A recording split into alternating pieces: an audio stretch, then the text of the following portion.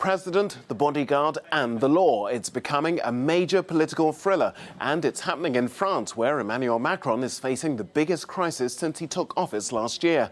The French president has now ordered a shake-up of his staff after a video emerged of his former bodyguard beating a protester during May Day demonstrations. Alexandre Benalla was filmed dragging a woman by the hair and hitting a man. He's since been fired and charged with group violence, as well as illegally wearing a police badge at the rally. But critics have accused the president of failing to acknowledge the incident for over 2 months.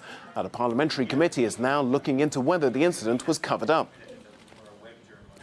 This morning, the parliamentary committee has been grilling the French Interior Minister, Gérard Collomb, about what he knew about the incident.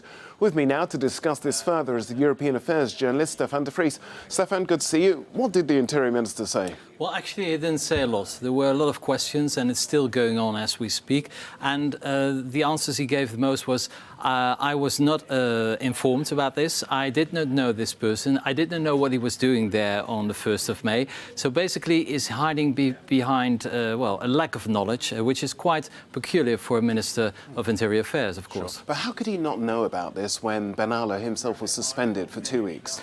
Well, he probably didn't know because Emmanuel Macron decided not to inform him. Of course, France is very hierarchic and the president is on top of everything.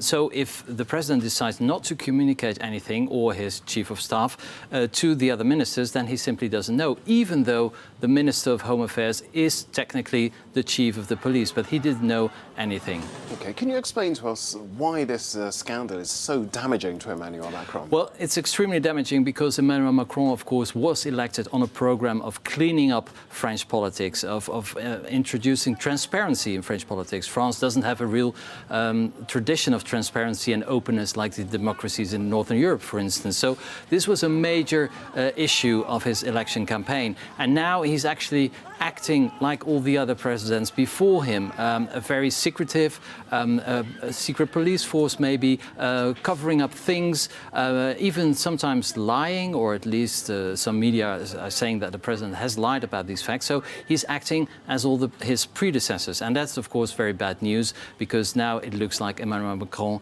he's not a newcomer, he's just like, well, one of the old guys. Okay, and has he actually said anything himself yet? He has been completely silent since Friday, so that's over 4 days already, which is quite remarkable because he's very present not only in the media but also on social media, but he hasn't said anything, and I think he's really, really embarrassed by this affair. Well, we also know that Gérard Collomb must appear before the Senate tomorrow, but what could happen next?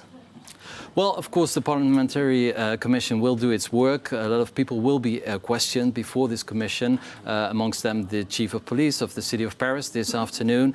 A lot of things have to be done to get the truth on the table. So it's a long inquiry, of course, but every single day that this goes on is very damaging to Emmanuel Macron. Okay.